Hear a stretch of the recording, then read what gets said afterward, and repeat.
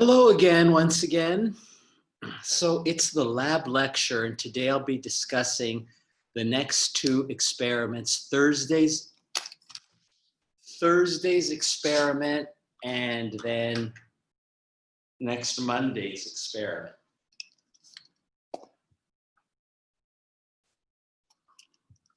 Okay, experiment number 4. This is for Thursday. This is going to be about NMR and IR spectroscopy. So as far as the NMR portion of this experiment is concerned, you're going to be doing something very similar to what we did in the first NMR lecture that we just had 30 minutes ago. You're going to be looking at NMR spectra. You're going to be assigning protons to different signals. You're going to be assigning spectra to different molecules, and your TF is going to be guiding you through how you would do that and recalling some of the principles of the NMR. Now, I'm not going to repeat everything that I'm going to say in the regular lecture. I'm not going to repeat all of that now in the lab lecture. By tomorrow's regular lecture, we'll know everything that you need to know to understand the NMR portion of experiment number 4, and you'll know everything that you need to know about answering the questions and interpreting the spectra and so on and so forth. We talked about chemical shift, the location of the peak. And so that's something that your TF will be reminding you of and guiding you through. We're talking about the number of signals, and we still need to talk about the size of the signal and splitting. We'll get all of that done by the lecture tomorrow. So I'm not going to repeat all of that stuff that I'm going to say tomorrow. I'm not going to repeat that now about NMR. But one thing that we'll never talk about in the regular lecture that we need to talk about now is IR spectroscopy, because we don't have time to talk about this in the regular lecture. So I moved all of this into the lab lecture. Okay, so this experience is about NMR and about IR, but we're talking about NMR in the regular lecture. Let's leave it there. I want to talk about IR spectroscopy. IR, this is infrared spectroscopy. And this tells which functional groups are present in the molecule.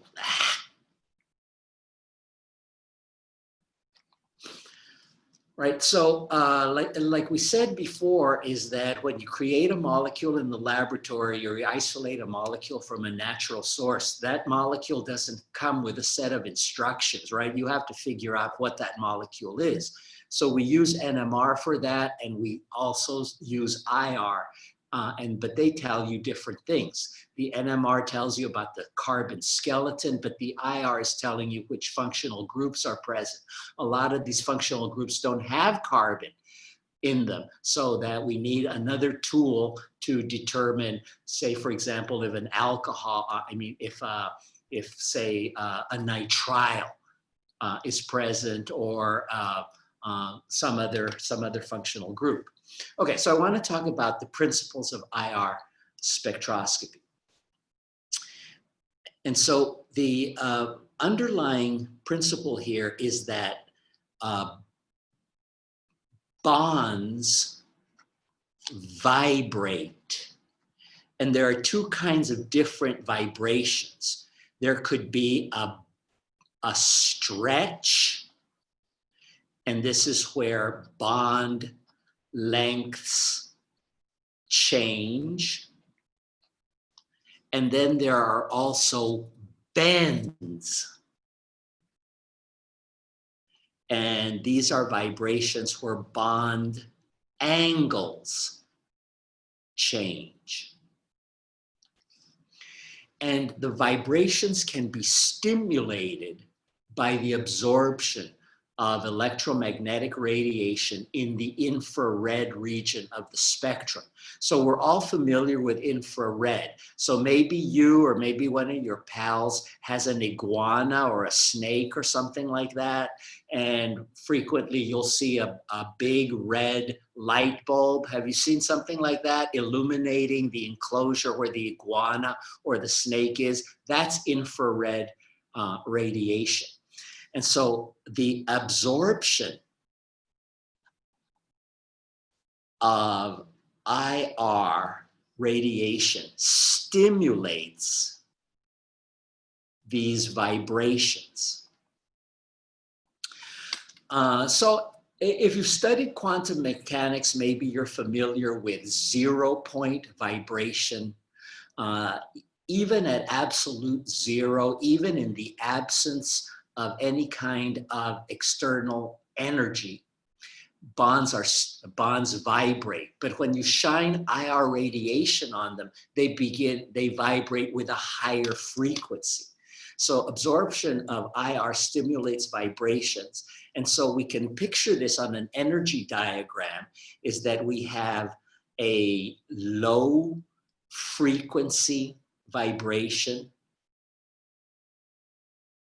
and we have a high frequency vibration.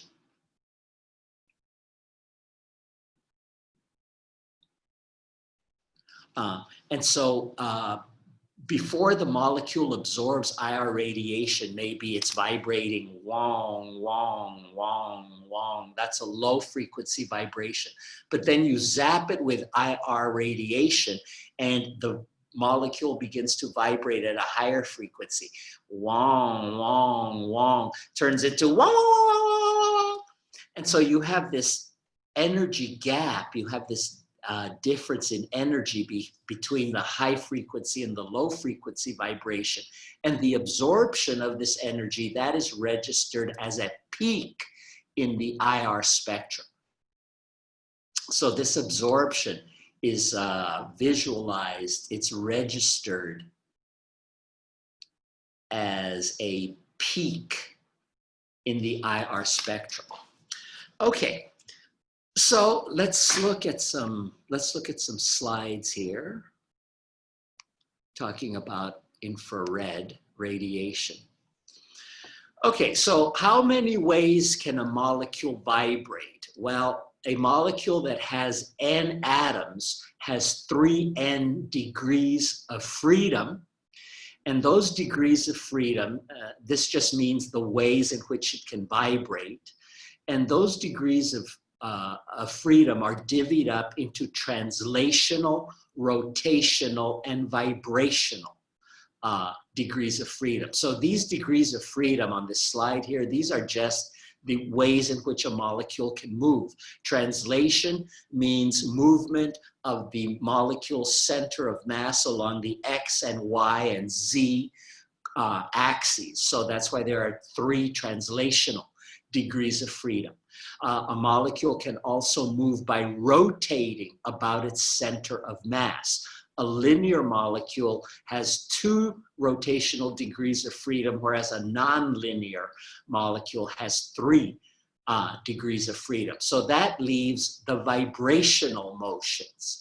And so a linear molecule has 3n minus 5 linear vibrational modes, whereas a nonlinear molecule has 3n minus 6 ways at which it can vibrate. All right, so 3n minus 5 and 3n minus 6. That's what's important right now. That's how many ways a molecule can vibrate. Okay, so something like HCl. How many vibrations can HCl execute? Well, HCl, that's a linear molecule. N is equal to 2 because there are 2 atoms in HCl, n is equal to 2. And our previous slide said that a linear molecule can vibrate 3 times 2 is 6, minus 5 is 1. So HCl has 1 vibrational degree of freedom. So that's going to be something like this. 3n minus 5, that's for a linear molecule. 3n minus 6, that's for a non-linear molecule. And HCl is linear. And so HCl can vibrate here, n is equal to 2 because that's the number of atoms in, am I good here? Yeah, n, that's the number of atoms. And so when HCl absorbs electromagnetic radiation, its only vibrational mode is this stretch, right? You have HCl like that, vibrating like that, then it absorbs electromagnetic radiation. Now it's vibrating. Wah, wah, wah, wah, wah, wah, wah, wah. Okay, so now what about nitrosyl fluoride, FNO? Well, FNO is not linear. FNO has this bent geometry. And so for this guy, n equals 3, it's non-linear. And it has 3 times 3 is 9 minus 6. It has 3 vibrational modes. It can vibrate in 3 different ways. So let's look at what those 3 different ways could be. So one vibration could be the stretching of the nitrogen fluorine bond. Another vibration could be the stretching of the nitrogen oxygen bond. And what could be the third vibration? Anyone want to make a guess in the chat? What could be the third vibration that FNO could execute?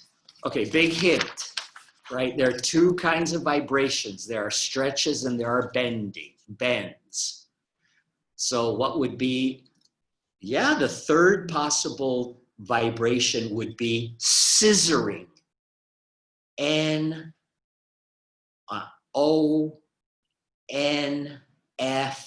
scissoring.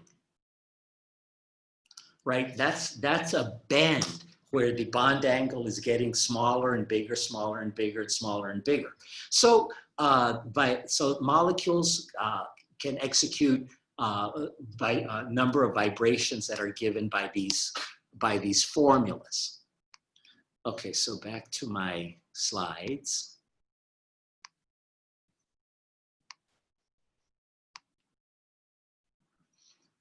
All right. And we find application of symmetry to IR spectroscopy as well as to NMR spectroscopy, because it turns out that symmetry-related atoms vibrate together. So here's a picture of the water molecule. The water molecule has a plane of symmetry that relates the 2 protons in water to each other. And symmetry-related atoms vibrate together. One doesn't stay still while the other one is going crazy. But if 2 atoms are symmetry-related, they have to vibrate together. So what is pictured here is the so-called symmetric stretch of water, where the hydrogen atoms are stretching out and coming back in, stretching out and coming back in, but they are doing that together. One cannot stay, if 2 atoms are symmetry related, one cannot remain stationary while the other one is just going crazy. So that's the symmetric stretch of water, but then there's also the anti-symmetric stretch of water, where one of the hydrogens can push in and then the other hydrogen is pushing out, and then they alternate back and forth. So symmetry finds application in IR IR as well. How many vibrational modes does water have? Well, water's not linear. There are 3 atoms. This has 3 vibrational, it has 3 vibrational modes. There's the symmetric stretch, there's the anti-symmetric stretch, there's the symmetric stretch, there's the anti-symmetric stretch, and what is the 3rd vibrational mode of water?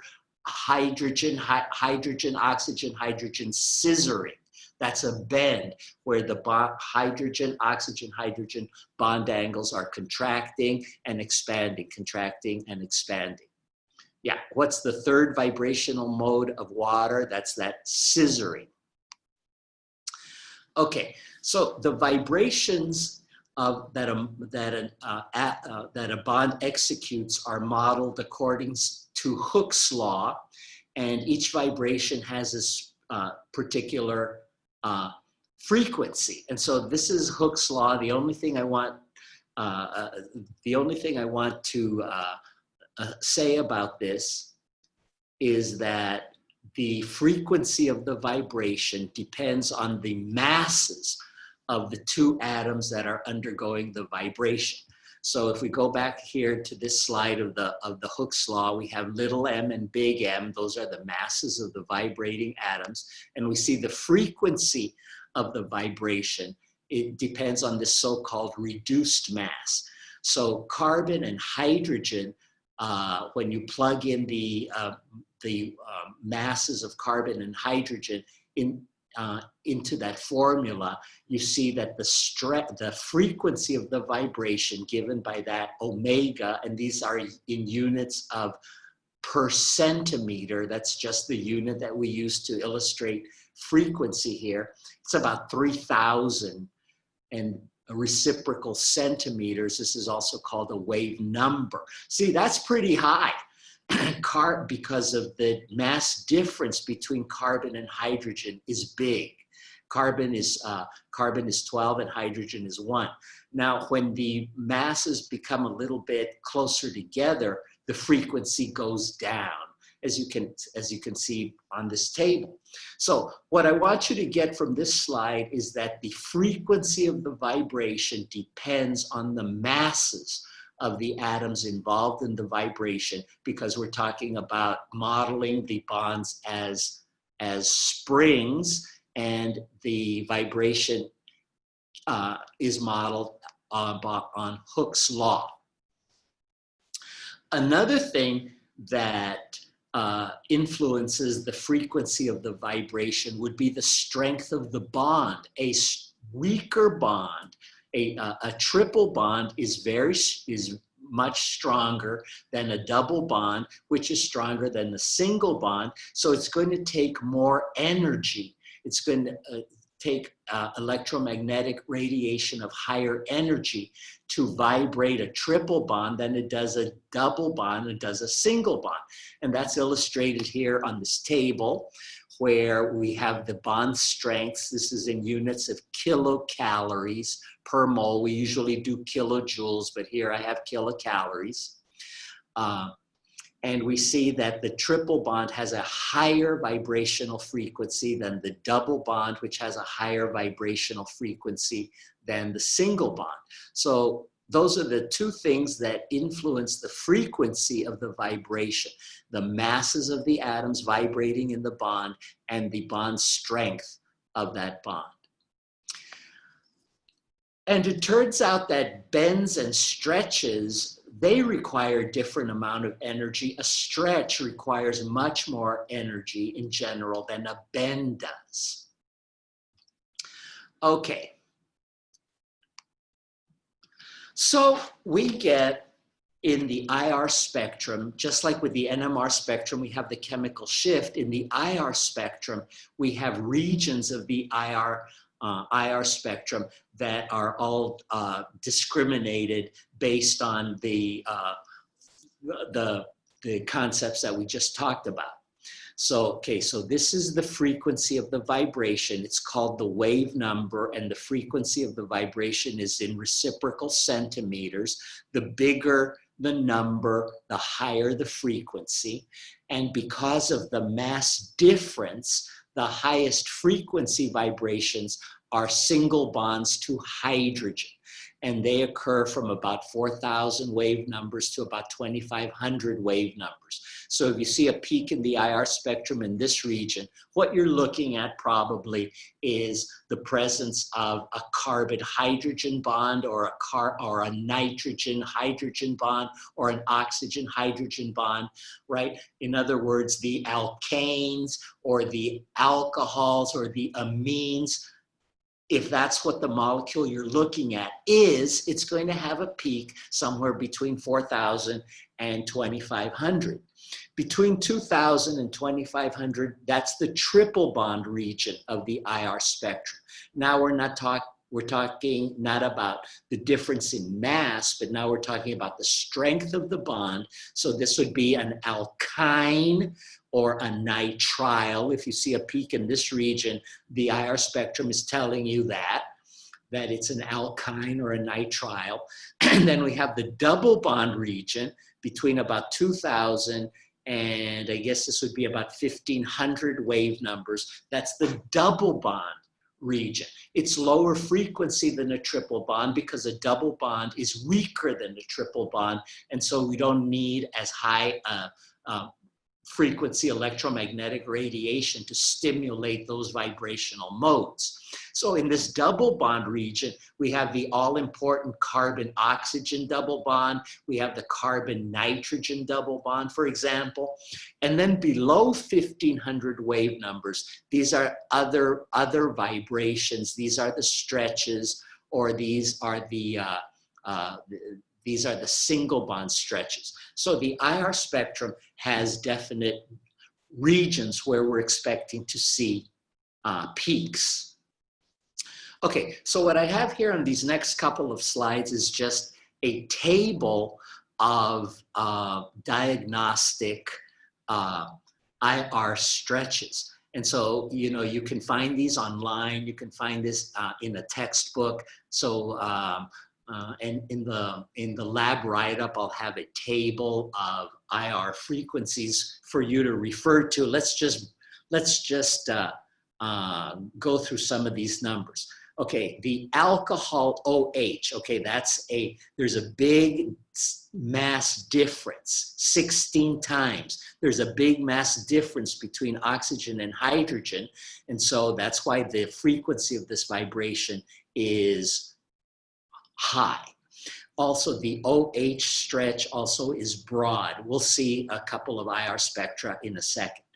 Okay, then the NH, so this would be an amine, let's say, or an amide. This is evidence that the molecule is an amine or an amide with a hydrogen stuck to a nitrogen.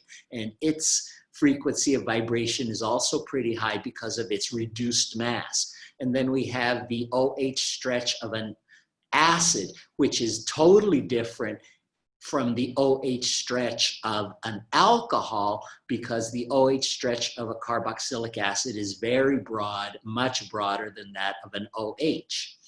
Okay, and then we have these bonds to carbon.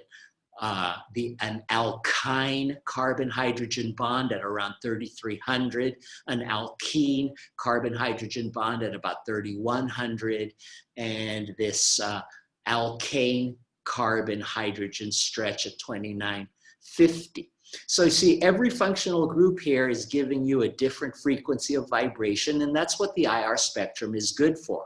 All right, now we're into the triple bond and double bond region of the IR spectrum, where the alkynes and the nitriles absorb somewhere in the low 2,000s. The carbonyl carbon-oxygen double bond, now we're in the double bond region, and the alkenes and also the benzenes. All right, so this is what IR is good for. It's telling you which functional groups are there. You're matching up the peaks that you see to a table of IR frequencies, and that's how you're determining what exactly you're looking at. Okay, so let's look at some IR spectra before time runs out, and I have to talk about the experiment number 5. Okay, so this is ethyl lactate, And so what would we be expecting to see in the IR spectrum of ethyl lactate? Well, I see the OH, that's going to be that broad absorption in the low 3000s. I see a carbon-oxygen double bond, so that's going to be somewhere around 1700. And I also see a lot of sp3 carbon bonded to hydrogen. That's going to be at 2950. So I'm looking at this molecule and I've already doped out all of the absorptions I'm likely to see above 1500 wave numbers. So now let's look at the IR spectrum of this ethyl lactate. And okay, so this is what we're getting.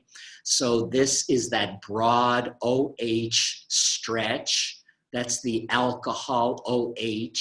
The wave numbers are in the low 3000 and it's pretty broad. You see, it looks like a big hump. All right, and here's 2950. That's the sp3 carbon hydrogen stretch. This stretch is not very informative because most organic molecules have sp3 carbon bonded to hydrogen. So you see this peak at 2950 in practically everything. Okay, here's that big carbon-oxygen double bond stretch at around 1700. And then below 1500, you have a lot of other absorptions, but it is the peaks above 1500 that are of most diagnostic value. So how many ways can ethyl lactate vibrate? Well, I mean, what is the formula? I see 1, 2, 3, 4, 5 carbons. I see a bunch of oxygens. I see a bunch of hydrogens. So this has many, dozens and dozens of vibrations, and many of them register as peaks in the IR spectrum. Okay, so let's try this again. This is adipic acid. What would I be expecting to see in the IR spectrum of adipic acid? Right, I'm looking for functional groups. So I see this is the carboxylic acid functional group. So I'm expecting a big, huge, very broad absorption in the low 3000s. I see a carbon-oxygen double bond. So I'm expecting to see something around 1700. I see sp3 hybridized carbon bonded to hydrogen, so I'm expecting to see something at 2950. So this is what the spectrum of adipic acid looks like. So here's this very, very broad carboxylic acid stretch. It's this whole hump up here around 3000, and poking out the bottom of that hump at 2950, that's the carbon-hydrogen stretches. This peak here poking out, and here's that big carbon-oxygen double bond stretch. Okay, so maybe one more. Do I have one more? Okay, Myrtanal. So what would I be expecting to see here? Carbon-oxygen double bond stretch, carbon-carbon double bond stretch, aldehyde, that's at 2750. And where am I getting that? From that table of IR frequencies, and I see a lot of sp3 carbon bonded to hydrogen, so I'm looking for something at 2950. Okay, so here it is. There's that 2950 sp3 carbon hydrogen stretching. It's hard to see, but that's the aldehyde stretch here at 2750, and I see that carbon-oxygen double bond stretch at around 1700, and a carbon-carbon double bond stretch here around 1600. Where am I getting these numbers from? I've memorized the table of IR absorption. Do I have one more? Okay, so this one more. So this is benzene ring, sp2 carbon hydrogen stretching. That's going to be at 3100.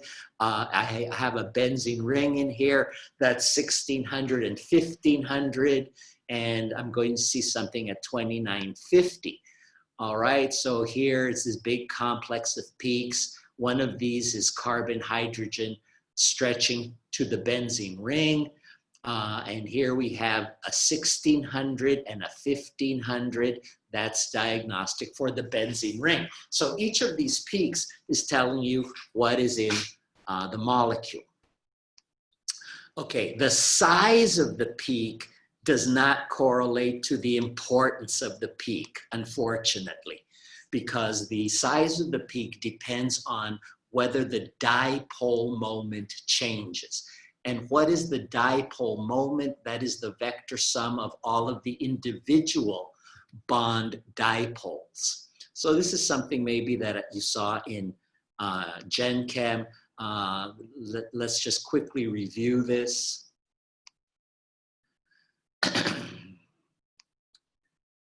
Okay, let's see.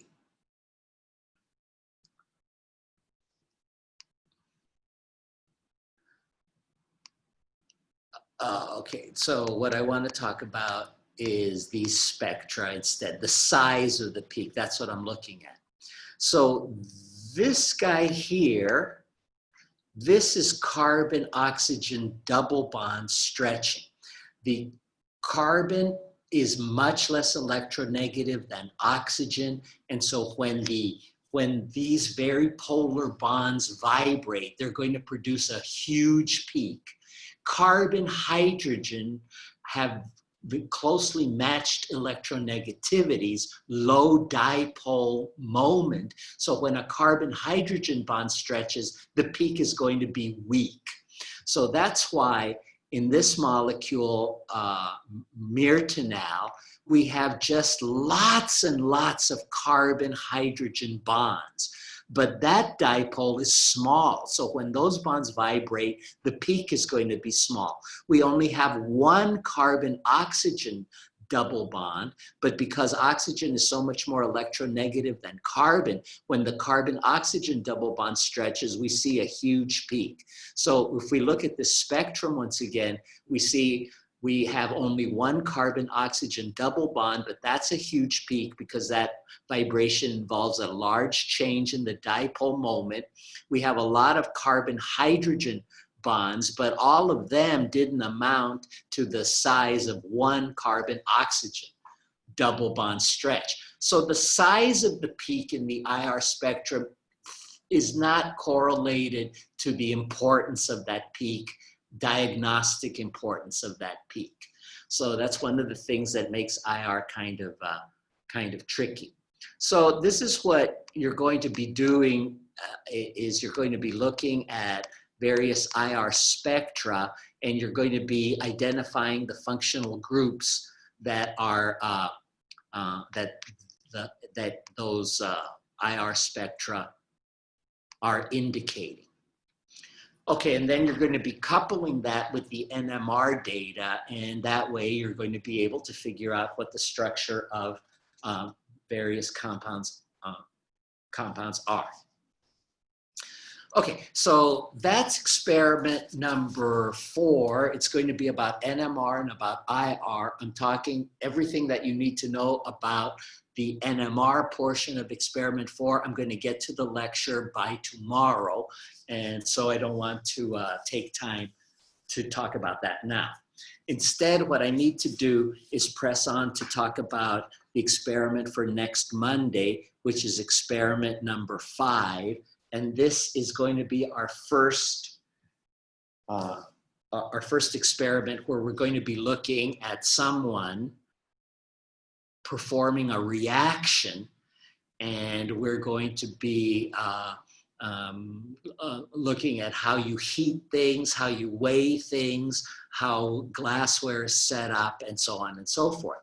So this experiment number 4 is about radical bromination. So we haven't gotten to this reaction in the lecture yet. We will, but I'm going to tell you everything you need to know about this reaction now, so that when you get when you're watching the video that correlates to this experiment and answering the questions in the lab in the lab write-up, so we have a better idea of what we're talking about here. Okay, so radical bromination. The bromination part is that Br2 that's bromine. It reacts with sp3 hybridized carbon, and not with any other kind of carbon. That carbon has to be sp3 hybridized. So I'm not talking about a reaction of a carbon-hydrogen bond in benzene. I'm not talking about the reaction of a carbon-hydrogen bond in an alkyne. It has to be a hydrogen on an sp3 hybridized atom. When you mix bromine and an alkane together and you heat it, or you shine ultraviolet light on it, what bromine does is it replaces the carbon-hydrogen bond with a carbon-bromine bond. So that's radical bromination. The inorganic byproduct of this reaction is HBr. So in this reaction, radical bromination, it's the replacement of a hydrogen atom with a bromine atom under these conditions of heating, heat, and light. Okay, so now we can talk about how exactly this reaction works. All right, so we have bromine, and the bromine-bromine bond is very weak. It's much weaker than a carbon-hydrogen bond. It's much weaker than a hydrogen-bromine bond. The bromine-bromine bond is very weak.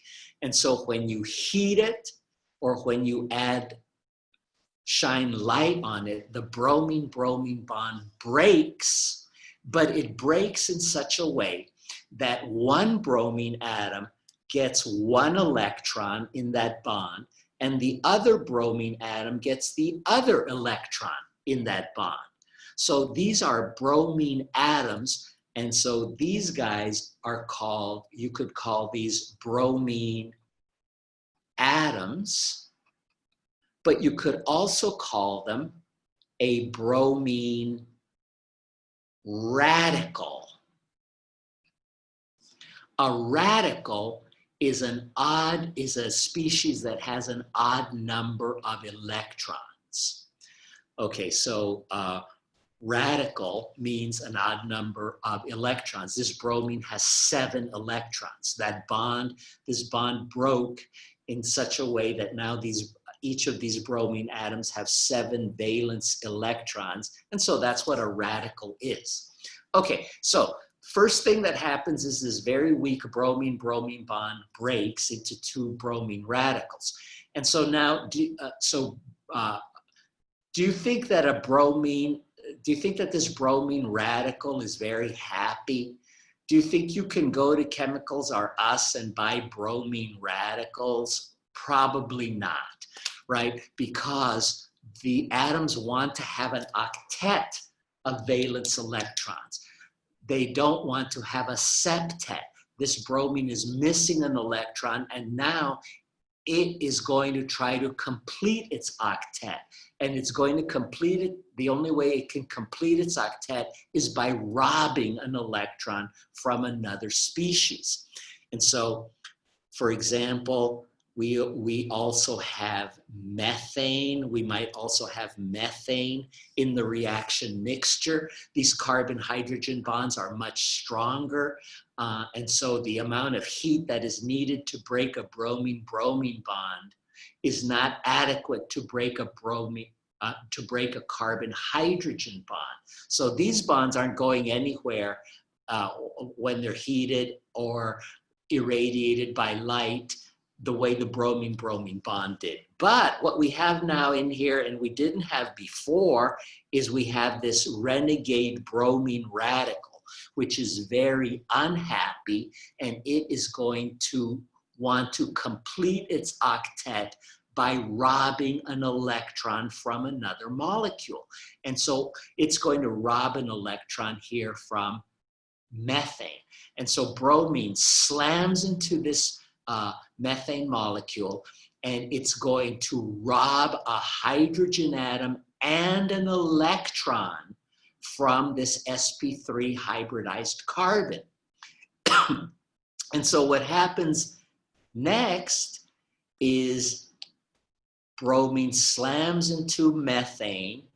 It takes away the hydrogen atom, and it also ruptures this carbon-hydrogen bond, but in such a way that one electron went with the hydrogen atom and the other electron in that carbon-hydrogen bond stayed back with the carbon atom here. So this guy here, this is a methyl radical.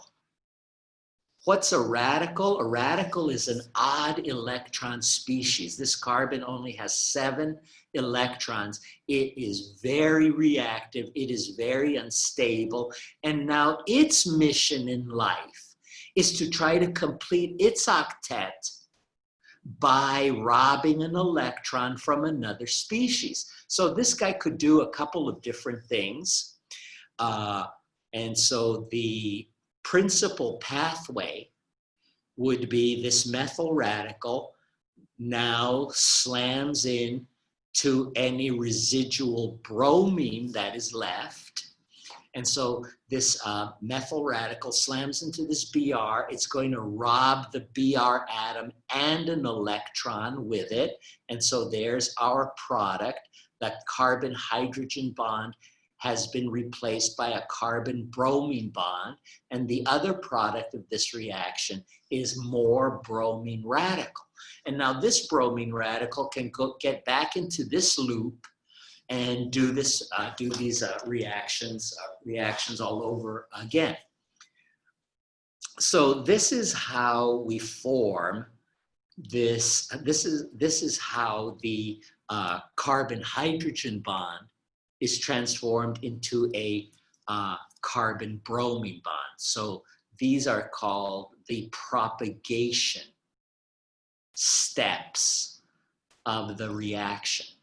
Okay, so maybe you're wondering, okay, so Br dot slams into something, robs an atom and robs an electron. Well, why does it have to be, why does it have to slam into methane? Why can't it slam into another bromine atom? Well, it can, but that's just going to make more bromine, and that's just going to feed into this loop here. Okay, so CH bond is replaced by a CBr bond. That is what radical bromination is about. And so you're going to be looking at someone doing this reaction, weighing stuff out, setting up glassware, running the reaction, and so on. Okay, another facet of this experiment is that bromination reactions occur at different rates. Brominations occur at different rates. Not all bromination reactions happen at the same rate. Some are lightning fast, and some are very, very slow. And the rate depends on the stability of the organic radical. Depends on the stability of the organic radical formed in propagation. In other words, in these steps. And if the organic radical is stable, that is going to lead to a faster reaction rate. More stable organic radical, that is going to imply a faster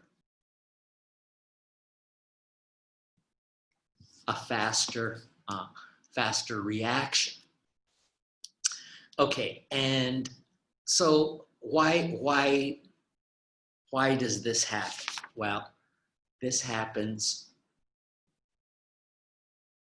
mostly when you look at this propagation step here, that okay. All right, explain that in a second, but got ahead of myself.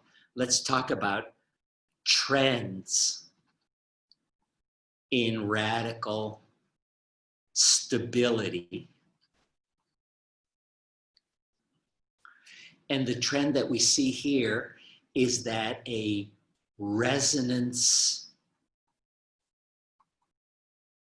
stabilized radical, this would be the most stable, and that's more stable than a tertiary radical, and that's more stable than a secondary, more stable than a primary, and that's more stable than a 0 degree or methyl radical. So this would be the least stable.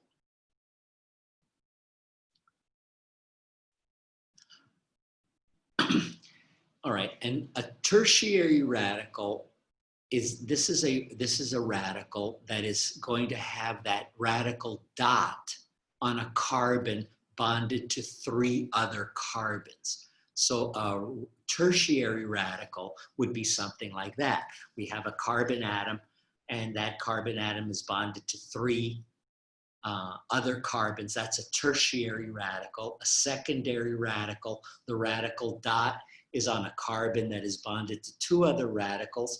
Primary radical would be the radical dot is on a carbon that's bonded to 1 other carbon, and a 0 degree or methyl radical, where the radical dot is bonded to the radical dot is on a carbon atom that has only, that's not bonded to any other carbons.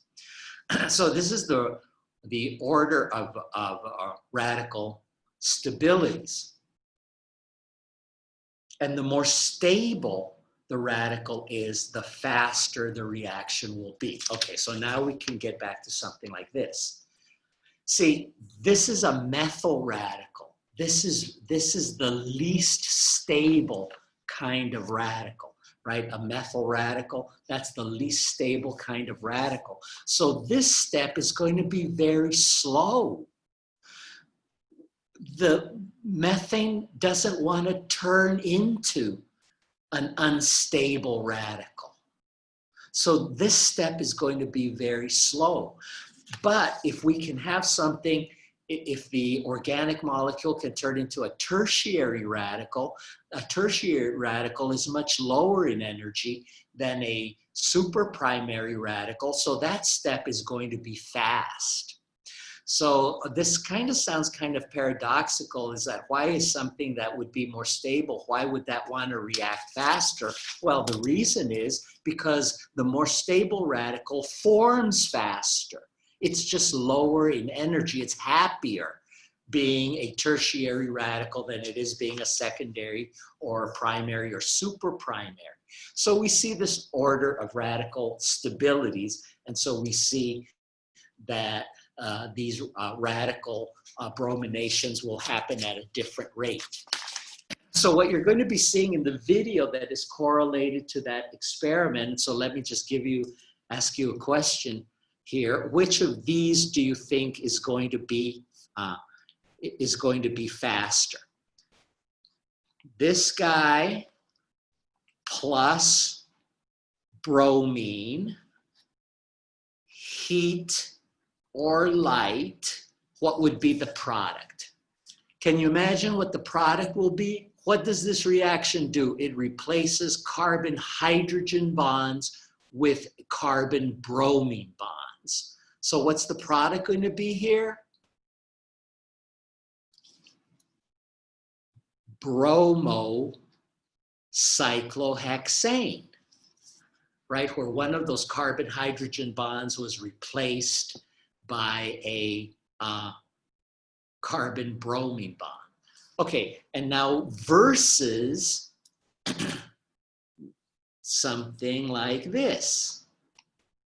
Plus bromine, heat or light.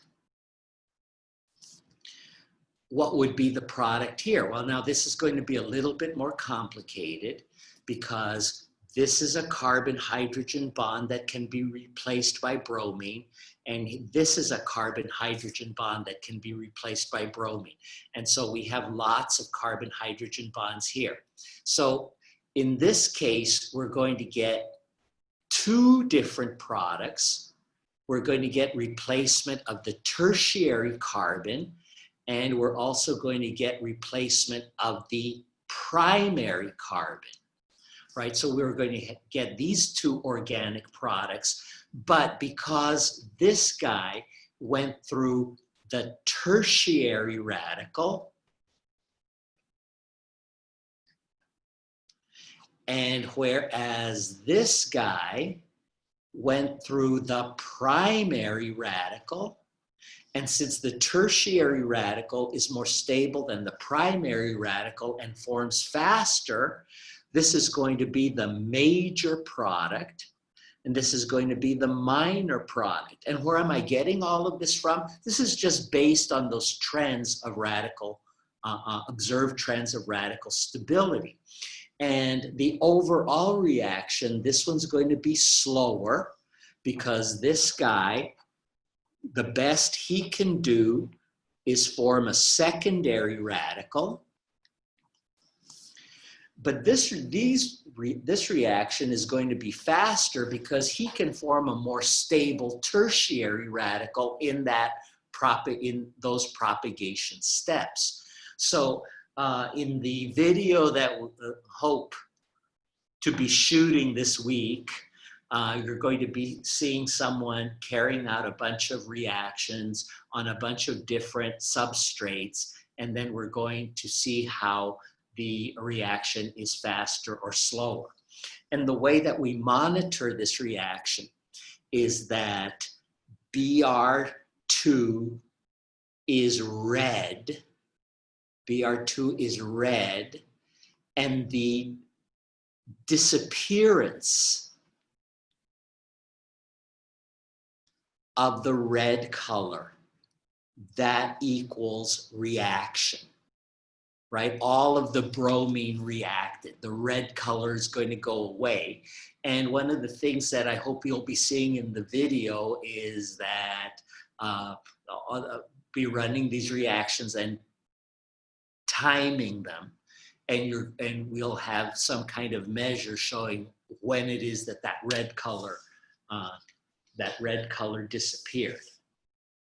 I want to talk about resonance stabilized radicals now, because they will be the most, they will react fastest because they are the most stabilized ones.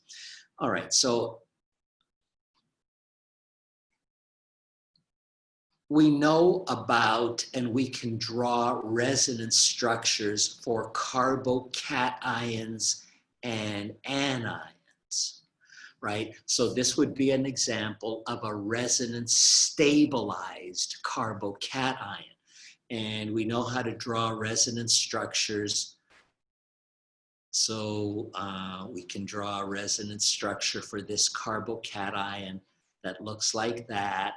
And we have many, many other resonance structures. Okay, so now that's a cation, but now drawing resonance structures for radicals is a little bit trickier because now what you're moving is one electron. And so, but the point I really want to make here is that if you replace this dot with a plus or a negative charge, you see that resonance structures would be possible. It's going to be the very same thing here, but it's more, writing resonance structures for radicals is a little more complicated because what you're doing is you're moving one electron and not an electron pair. Here we moved a bond, we moved an electron pair. When we're drawing resonance structures for radicals, we're moving one electron. So this electron, it flows in this direction. And so I'm drawing I'm drawing a single-headed arrow trying to communicate that I'm moving one electron and not two. And so this electron has fallen into this region of space. And now it unteams the electron in the neighboring double bond. And one electron in the double bond goes up here to meet this dot. The other electron in the double bond goes in the opposite direction. And so we get a resonance structure that looks like this.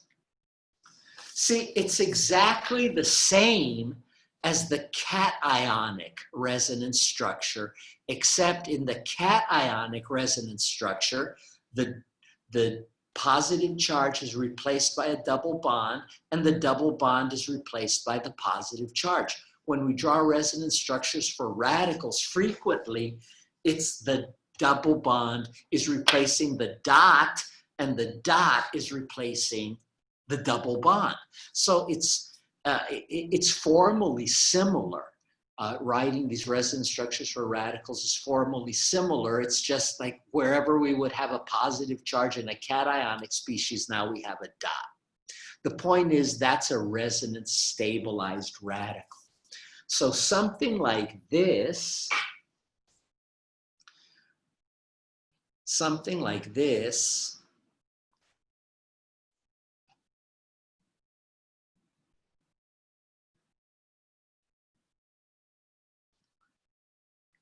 this carbon-hydrogen bond, react that with bromine, heat or light, the product, we're going to get a couple of different products. We could get replacement of this hydrogen with bromine, or we could get replacement of one of the other carbon-hydrogen bonds by bromine, to give something that looks like that. See, all I'm doing is I'm replacing an sp3 carbon hydrogen bond. I'm replacing it with an sp3 carbon bromine bond. But this guy went through, in those propagation steps, it went through a radical that is not only tertiary, it's also resonance stabilized. That's going to be very fast, because this is a very stabilized radical. This other guy,